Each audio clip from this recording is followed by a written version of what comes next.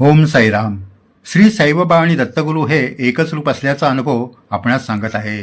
हा अनुभव शिर्डी संस्थांच्या मराठी भाषेच्या श्री साईलीला मासिकात 1924 मध्ये छापला होता.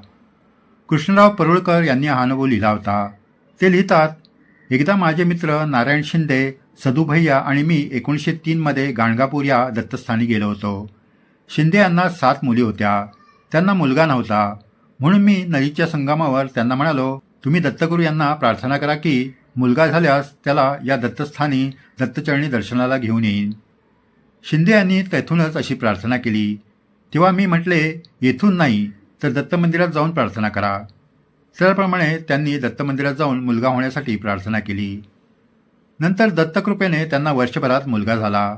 मी त्यांना नवसाची आठवण करून सांगितले की मुलाला गाणगापूर येथे दर्शनाला घेऊन जा. त्यांनी आज उद्या जातो असे म्हणत गाणगापूर येथे जाण्याचे टाळले. 1911 मध्ये एकदा ते माझ्याबरोबर शिर्डीला बाबांच्या दर्शनाला आले होते. तोपर्यंत ते गाणगापूर येथे मुलाला घेऊन गेले नव्हते. जेव्हा आम्ही द्वारकामाईत जाऊन श्री साईबाबांचे दर्शन घेतले तेव्हा बाबा नारायण शिंदे यांच्यावर रागवले आणि म्हणाले, काय शेपरलास का? तुझ्या नशिबी मुलगा कुठे होता? हे पोट फाडून तुला मुलगा दिला आहे. जास्त गडबड केल्यास मुलगा परत हिसकावून घेईन. नंतर माझ्याकडे बघून बाबा मला म्हणाले, काय बरे आहे ना? बाबांचे बोलणे ऐकून शिंदे यांच्या डोळ्यात अश्रू उभे राहिले.